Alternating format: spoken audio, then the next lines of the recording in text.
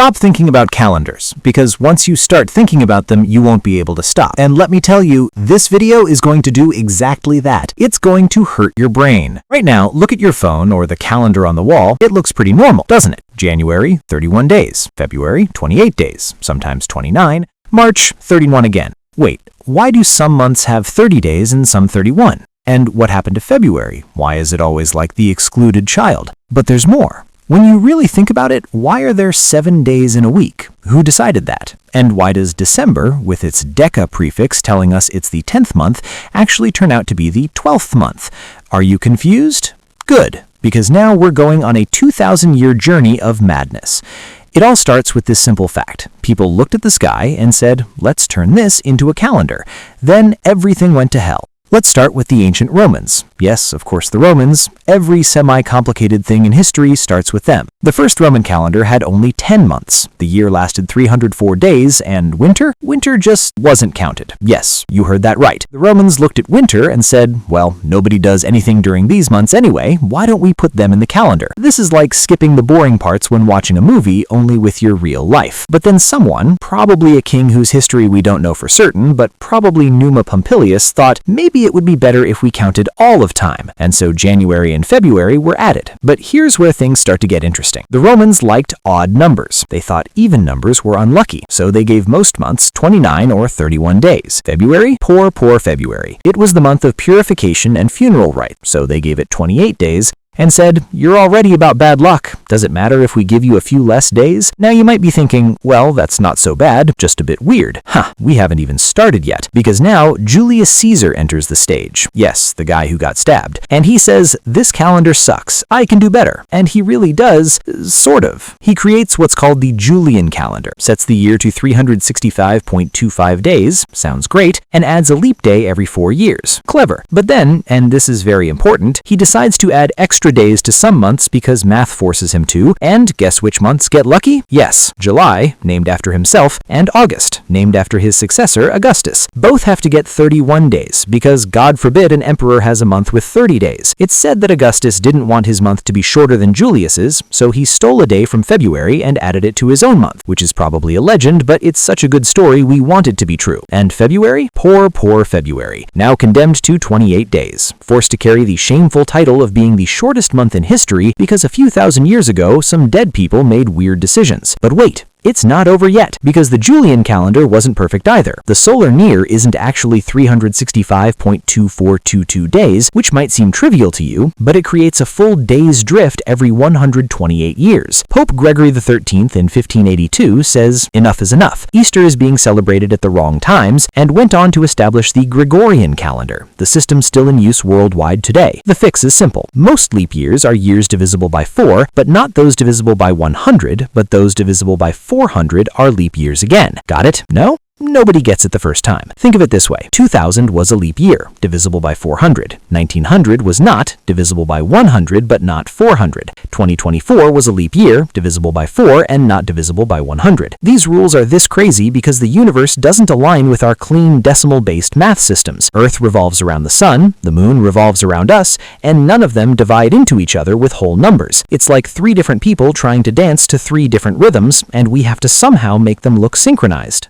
But the real question is, why are there 7 days in a week? Where does this come from? Because 7 makes no mathematical sense. It doesn't divide equally into a month. 30 divided by 7 equals 4.28. It doesn't divide equally into a year. 365 divided by 7 equals 52.14. 7 days are just there. And the answer, get ready, goes back to ancient Babylonian astronomers. They looked at the sky and saw 7 planets: the Sun, Moon, Mercury, Venus, Mars, Jupiter, and Saturn. Yes, they counted the sun and moon as planets. Don't judge us. Everything was about relativity back then. Every single day was assigned to a specific celestial object. Look at English. Sunday, Sun's day. Monday, Moon's day. Saturday, Saturn's day. The other days are a bit more hidden. Tuesday, Wednesday, Thursday, and Friday actually come from Norse mythology gods, but they also correspond to the same planets, just with different names. And this 7-day system has become so deeply rooted that no one has ever managed to change it. Believe me, people tried. During the French Revolution, the revolutionaries said, "You know what we hate? The church. You know what the church loves? Sunday. So let's make a 10-day week." They really did. 10-day weeks, months consisting of 3 weeks, each month 30 days, plus 5 to 6 holiday days at the end of the year. Sounds great, doesn't it? Decimal system, everything divides neatly, no mathematical nonsense. The only problem, nobody liked it. Workers didn't want to get a rest day once every 10 days, religious people were missing their Sunday services, and after 12 years, the system was abandoned. The Soviets tried too. For a while, they used 5-day weeks, then 6-day weeks, under the name continuous production, making everyone take days off on different days. Result? Social chaos. Families couldn't have the same day off. Friends couldn't meet. Everyone was unhappy. Eventually, this was abandoned too. Here's the truth. The 7-day week is terribly inefficient, mathematically nonsensical, and completely arbitrary. But it's so deeply ingrained in religions, in culture, in work life, in marketing strategies, low prices every day of the week, it would completely fall apart if a week had 10 days, something that cannot be altered by anyone. It's like the QWERTY keyboard. We might have better alternatives, but everyone's already used to it. The cost of changing is too high. Now let's go back to the months. There's no reason why some have 30 days and some have 31 days. Really? People say, oh, because of the seasons. No. Seasons are determined by astronomical events, not by how many days are in a month. Oh, because of moon cycles. Again, no. A moon cycle lasts 29.53 days, which doesn't match any of our months. The truth is, our monthly system is a mixture of historical accidents, political ego satisfactions, and good enough attitudes. Here's an experiment for you. Take a yearly calendar and try to say from memory how many days each month has. You'll probably use that little finger knuckle trick. You know, the bumpy joints on your fist are 31-day months, the gaps are 30-day months, and you skip February entirely because it's always the exception. This is the absurdity of the method we have to use to remember a calendar system. We use our body parts as counting tools because the system doesn't follow a logical order. So why don't we fix it? Why don't we make every month 30 days, 12 months times 30 days equals 360 days, then add 5 days at the end of the year, 6 in leap years, call them holiday days, and we're done. Or even better, make it 13 months times 28 days equals 364 days, and add 1 day. Every month would be exactly 4 weeks. The first of every month would be the same day. Scheduling would be so much easier. People actually propose this. It's called the International Fixed Calendar. The Kodak company used it internally from 1928 to 1989, but it never caught on. Why? Because change is hard. Because billions of documents, software systems, financial calculations, historical records have been made according to the 12-month system. Changing the calendar is like changing the entire infrastructure of the internet. Theoretically possible, practically it would end in disaster. And of course, for religious reasons, Christmas always has to be in December, Ramadan is tied to a specific moon cycle, the Jewish calendar uses a completely different system. They use a lunisolar calendar, which is a separate mess. Every culture, every religion has loaded dates with their own meanings. And here's the most ironic part. This mess doesn't really matter. Yes, it's mathematically terrible. Yes, it's annoying to remember. Yes, it turns programmers' lives into a living nightmare. Date time libraries are the most annoying parts of any software project because calendars are unpredictable, but it works.